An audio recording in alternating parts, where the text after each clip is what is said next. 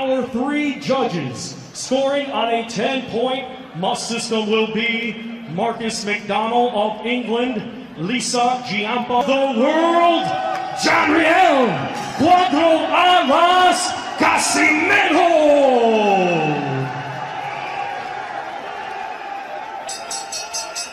And his opponent across the ring, he is the defending world champion, fighting tonight out of the blue corner. He's wearing white with red and gold and weighed in at 8 stone, 4 pounds. Hailing from East London, Eastern Cape, South Africa, he has a professional record of 28 wins, 3 defeats, with 21 of his 28 wins coming by way of knockout. Ladies and gentlemen, here is the former IBF Junior Bantamweight World Champion, and tonight, the reigning and defending WBO Bantamweight Champion of the world, ZOLANI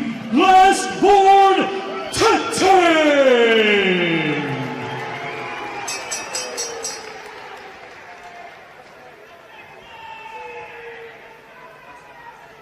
Okay, for cold break, boys, you take 1 step back.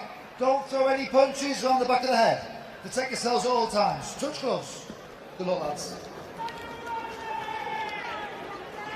Well, we know that Tete is a terrific technical boxer and also that he's got power, but he's not been in the ring competitively since October last year. In that time, CASIMERO has had 3 knockout victories. His last 4 wins have all come by stoppage. He is a banger, and he is most definitely here thinking and believing that he can defeat this brilliant South African. Well, the obvious tactic is to get inside that beautiful long jab there of Tete, which is achievable, but the problem is then you have that uppercut to worry about. When we've seen that, how effective that can be in the past. He takes a little half a step back, Tete, and then whips that uppercut right through the middle. Tete had 1 win, which came in 11 seconds, the quickest ever in a world title fight. Well, it's not, I suspect that might never be broken. CASIMERO, who'll be known to British fans as the man who stopped Charlie Edwards in September 3 years ago in an IBF flyweight title defence. He won this interim title in February against Ricardo Espinosa and then defended it in August against Cesar Ramirez. Both those came by way of stoppage. Oh, he's a quality operator, and if you allow him forward momentum and he gets it on his side, then he's a really hard man to deter. He really is. So for Tete, it's just keeping him in his place all the time, pivoting on that front foot, whipping that jab out, not shortening the gap. Tete, tremendous athlete, stands 5'9" and only weighed 8 stone 4 at the weigh-in. Comfortably made the 8'6" limit. That's the crazy part of it. On occasion, he kind of just does enough. We commentated on a fight over in Yekaterinburg last year. It was that fight last October. Yep. And that was that sort of fight, wasn't it? He won by about a 4 or 5 point margin, but he never really took any risks at all. No, and you know, he can coast the fight, can't he? So he can stick in second gear, just pick you off and be happy with that. Well, fairly quiet opening round. Bell just coming up as CASIMERO tries to launch that right hand and just whips it through thin air. And Tete maybe just doing enough. We'll get Barry's verdict in a moment. Well, as we go into the second round, how did you score that one, Barry? I give it to Tete. I think just some of those flicking jabs were enough to give him the edge for me. CASIMERO didn't really do enough, if anything, to be fair.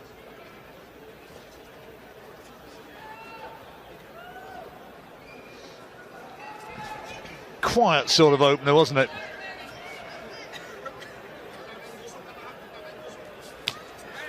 Test will come when CASIMERO lands one of those big punches, or when he fully commits to an attack. He's jumped into a few attacks, but I don't think he's been fully committed. And when he does that, if he can be effective, or if Tete can read it And as we said earlier, whipped that uppercut on the target.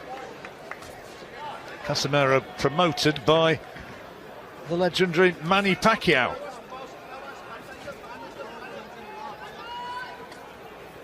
Sean Gibbons representing the little master over here. I think he's the chief executive officer or something of Pacquiao Promotions. Or something. Yeah, well, it's a significant job, you know.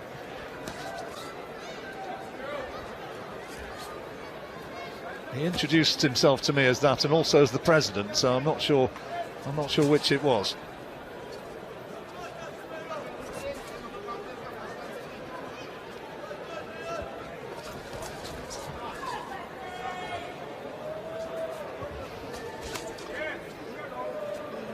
Again, Casimero got too much experience just to rush in because he knows he'll walk onto shots, but also with him not doing that means he's not being remotely effective.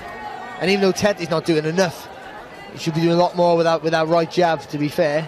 Tete just looks huge in comparison to Casimero. That's an advantage he always has over pretty much every fight that he's faced. Talked about moving up in weights, that might happen at some point. And I guess another option, talked about Inui, but Rigondo, the Cuban, is fighting Liborio Solis for the regular WBA title. That's coming up in about 3 weeks, and Tete's talked about fighting Rigondo, or as he's correctly pronounced with the Spanish accent, Rigondao. And look, two absolute geniuses, but it could also be a stinker of a fight, because they might just both be looking at each other. Could be a chess match, staring couldn't it? each other to make the first move, yeah.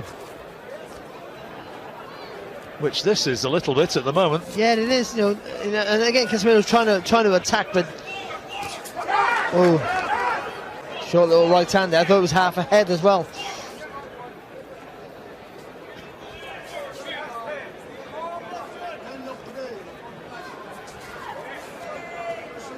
As ever, Tete's entourage came to the ring singing and dancing as the second round ends. How have you scored them both? Yeah, I give them both to Tete, but you know, he's only barely doing enough, John. I just think. Well, it's what we said, isn't it? I mean, this is what he did against Mikhail Aloyan when he fought over in Yekaterinburg in Russia last October. Well, obviously, that's better there for Casimero. Doubling up on the jab. Well, I guess he thinks, you know, it's your move to close the gap, not mine. I'm the taller fighter with the longer reach. I want to keep it long. You gotta try and bring it to me.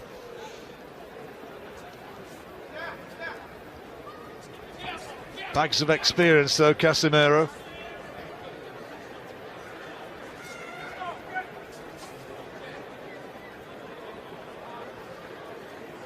Got a record of 5 wins and 2 defeats in world title fights. Tete 5-1. He's won his last 12 since September 2012.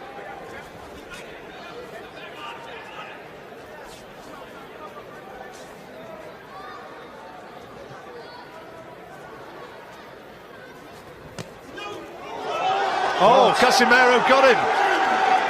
He's got him with a bot now. He's given it. He's got him with a body shot, was it? No, it was on the chin. It was a short right hook to the chin. And he's in trouble. He's all over the place. He's in real trouble. Tete's in a lot of trouble. And the referee wants to look at him. He's allowing it to continue. But referee asking, is he okay?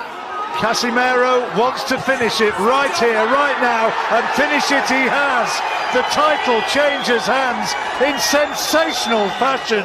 ZOLANI Tete stopped by Riel Casimero of the Philippines, and the big South African favourite suffers a defeat which was simply not expected, no way. Well, we're sat here just praising Tete up, and all of a sudden Casimero comes in with a short hook, sort of turns the body, he jumped in the attack there, and you know, and we're saying how good Tete is, and he waits for you to make the mistake, waits for you to engage, but we weren't giving Casimero enough credit for all the experience he has and how quick he can close the gap.